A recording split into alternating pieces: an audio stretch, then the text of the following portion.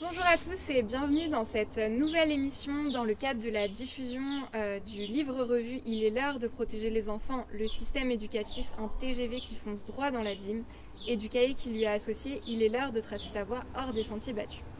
Aujourd'hui, nous allons réaliser une émission qui est dans le cadre de notre semaine sur la liberté d'éduquer ses enfants. Et donc aujourd'hui, nous avons la joie d'accueillir Marion Sigaud pour nous parler de ce sujet. Bonjour. Bonjour Marion. Bonjour Marion. Alors oui, une de nos thématiques, c'est libre d'éduquer ses enfants aujourd'hui. Et avec toi, on va l'aborder de manière assez originale. Et je suis bien heureuse. La question, c'est de savoir, en fait, a-t-on besoin d'un système et d'un État omniprésent pour éduquer les enfants et que ça marche bien tout ça? Et c'est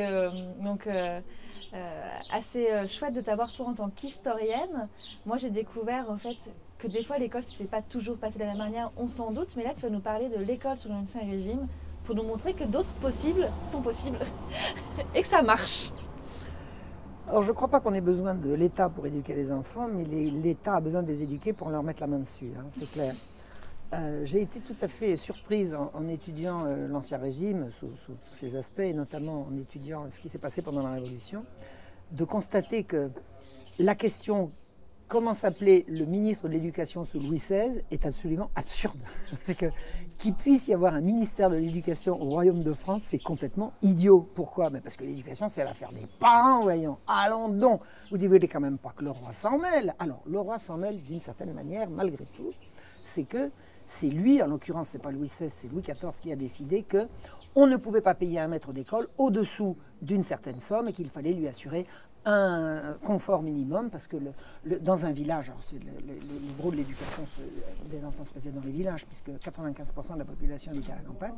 Donc le roi assure qu'un village ne va pas offrir des conditions de vie indécentes à un maître d'école. Donc le roi intervient pour dire il lui faudra une chambre à feu, il lui faudra un accès à un point d'eau, il lui faudra un salaire minimum. Et puis le reste, c'est l'affaire de qui? C'est l'affaire des gens concernés. C'est qui les gens concernés? C'est le village. Qui dans le village? Que les parents? Non, les parents et les autres. Qui recrute le maître d'école? Le village. Qui forme le maître d'école? Ah, ça c'est autre chose. Qui forme le maître d'école? Beaucoup les prêtres, beaucoup les jésuites, mais il y a également des corporations de maîtres d'école qui font des formations diplômantes de maîtres d'école. Mais alors, et qui écrit les programmes de l'école? Les quoi? Les programmes. Lire, écrire et compter, vous en connaissez autre chose? Lire, écrire, compter. Un peu de latin, ça va servir. Mais lire, écrire, compter, vous voyez autre chose? Une fois que les enfants sauront lire, écrire et compter, ils auront quand même l'essentiel. Donc le maître d'école, il est là pourquoi? Pour apprendre aux enfants à lire, à écrire et à compter. Qui recrute le maître d'école? Le village, rassemblé, l'assemblée générale. Et comment va-t-on payer le maître d'école? La contribution du village. Impôt? Non, contribution du village. Et si le maître d'école ne convient pas, on le renvoie. S'il ne convient pas, on le renvoie, c'est simple. C'est tout. L'État ne s'en mêle jamais. C'est pas ses oignons. C'est pas ses oignons. Qui est-ce qui établit les programmes? Les parents, le village.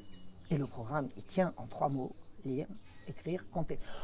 On rajoute certains trucs. Si vous pouviez leur enseigner un peu de latin. Pourquoi? Parce que les vieux textes auxquels on voudrait, comme villageois conscients de nos droits et désireux de bien les conserver, si de temps en temps nous avons besoin d'avoir accès à certains documents juridiques, comme ils sont écrits en latin, on aimerait bien que nos enfants sachent éventuellement le latin. Vous connaissez le latin? Bon, alors si lui connaît le latin, on va le prendre plutôt qu'un autre. Alors, on convoque plusieurs instituteurs postulants et puis on choisit celui qui nous convient le mieux. Vous leur apprendrez à chanter, n'est-ce pas? Chanter. Comment je... Vous pouvez bien... qui est pour? Qui est contre? Adjugé. On lui fait un contrat en 369 et il est embauché. Il n'y a pas besoin de ministère de l'Éducation pour ça. Qui a voulu mettre la main, et quand a-t-on voulu mettre la main sur l'éducation? À la Révolution, pour faire passer les idées républicaines, les idées révolutionnaires. Et on a voulu extraire l'horrible superstition catholique qui était quand même au cœur de la vie des villages. Donc pendant la Révolution, on a inventé une nouvelle école dont les programmes, qui envoyaient les programmes et les instituteurs depuis le sommet vers la base, alors que jusqu'alors, c'était toujours à partir de la base que ça se faisait. Et c'est un système qui fonctionnait très bien, le système dans les villages.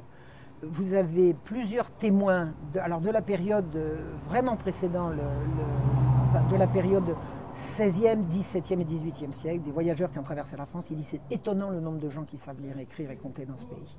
C'est étonnant. Il y en a même qui trouvaient que c'était trop parce qu'on ne voyait pas l'intérêt, quoi. On voyait pas l'intérêt.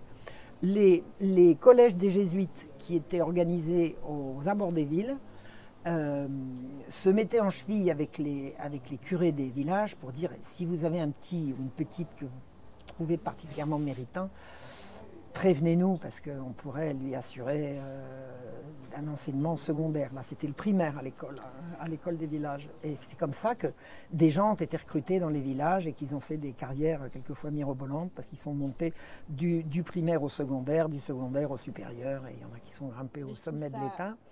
Et c'est la communauté à la base qui se charge de l'éducation et l'État est là pour ne pas s'en mêler, surtout dès l'instant où l'État s'en est mêlé.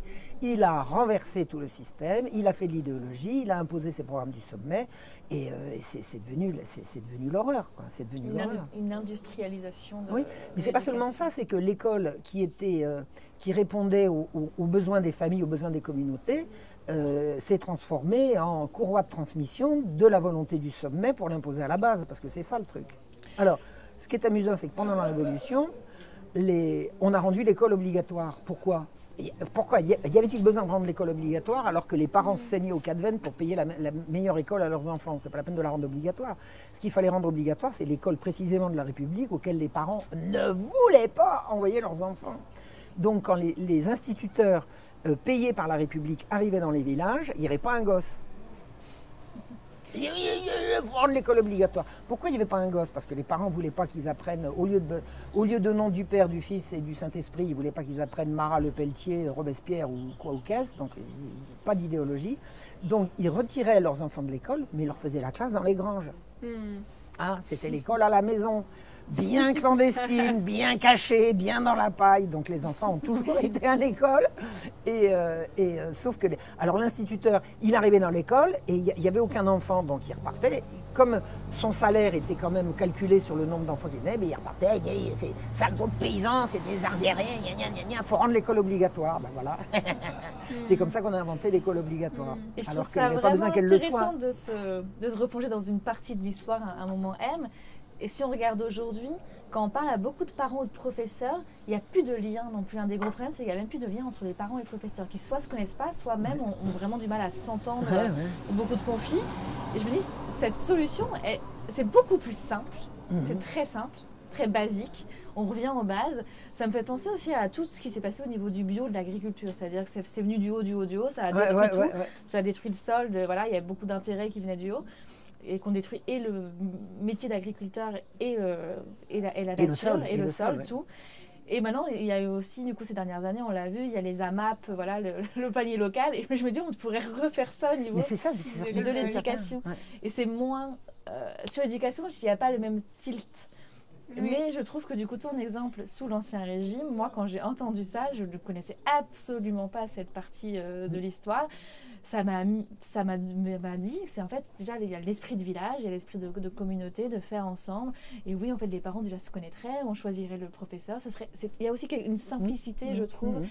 Et ça démonte totalement la croyance qu'on a besoin d'un système, d'un ministère pour tout gérer, sinon ça va être... Non, mais l'État met la main sur la vie des gens, alors qu'avant c'était pas le cas du tout. Avant, l'État il était là pour régler les conflits de loin, mais d'arbitre des conflits. C'était ça l'État. Le roi est l'arbitre des conflits. Mais le roi se serait jamais mêlé d'expliquer à un paysan comment il fallait qu'il sème ou d'expliquer à un paysan comment il fallait qu'il éduque son gosse. Enfin, Majesté, occupez-vous de vôtres et je m'occupe des miens, quoi. C'était insensé. Et petit à petit, depuis la Révolution française, on a rentré dans l'esprit des gens que l'État est là pour... Non, il n'est pas là pour décider à notre place. Non. Et plus l'État s'en mêle, et plus ça va mal. Hein. Plus l'État s'en mêle et plus ça va mal. Oui, c'est comme si les gens avaient oublié qu'en fait eux-mêmes étaient capables d'assurer cette éducation aux enfants. Et c'est marrant parce que du coup on en vient à croire que mais en fait s'il n'y avait pas une éducation publique comme ça, une école publique, en fait comme si les enfants serait bête ou n'aurait pas d'instruction, comme si on avait besoin de l'État pour ça, alors qu'on voit qu'à la base, en fait, les enfants avaient déjà ces bases d'instruction et que l'État s'en est juste mêlé pour des buts idéologiques. Et que c'est juste ça, en fait, c'est exactement le vrai ça, intérêt. ouais. Et en fait, on oublie qu'on est tout à fait capable d'éduquer les enfants, qu'il y a juste un bon sens, de l'entraide, enfin plein de choses qui font que ce serait possible de le faire soi-même. Et c'est complètement fou, je me dis qu'on nous ait fait oublier ça, ce pouvoir, cette capacité qu'on avait de le faire sans l'État, en fait. Ça et le reste, hein, effectivement, c'est sûr, y compris, je veux dire, au plan de la santé, c'est évident qu'un médecin qui va avoir la réputation dans un patelin d'être extraordinaire et de bien soigner les gens, ben on va lui envoyer des gens pour s'agréger à lui, pour apprendre auprès de lui, puis ça va essaimer comme ça, plutôt que d'un gars qu'on va vous envoyer d'un ministère où il va décider qu'il faut picouser tout le monde ou quoi ou qu'est-ce. Bon, les gens sont capables de voir ce qui marche et ce qui ne marche pas et de vouloir faire prospérer celui qui a des résultats plutôt que celui qui nous emmerde, envoyé par le sommet, quoi. Non, mais cette manie de tout faire venir du sommet, c'est depuis la Révolution. Hein. Avant, c'était pas le cas. Avant, les gens décidaient. Avant, dans l'Ancien Régime, l'impôt qui tombait sur un village était réparti par le village lui-même. Hein. C'était pas toujours facile. Hein. Il y avait quelques-uns des coups de poing qui partaient. Mais c'était le village qui répartissait son impôt. Et là, c'est marrant de se dire qu'on se dit en démocratie où c'est quand même le pouvoir au peuple. Ouais. Mais le peuple n'a plus aucun pouvoir. Absolument. Et le délègue totalement. Alors, on va finir là, on pourrait encore parler des heures. Tu donnes des conférences sur ta chaîne YouTube sur toute cette période de l'histoire. Donc, pour les gens qui veulent en savoir plus sur cette période et aussi sur tout ton travail d'historienne et d'auteur, on invite à aller voir la chaîne de Marion Sigaud. Et j'ai un nouveau site, marionsigaud.fr. Donc allez voir le nouveau site de marionsigaud.fr. Je te remercie Marion merci pour cette capsule. Ça fait toujours plaisir, vraiment.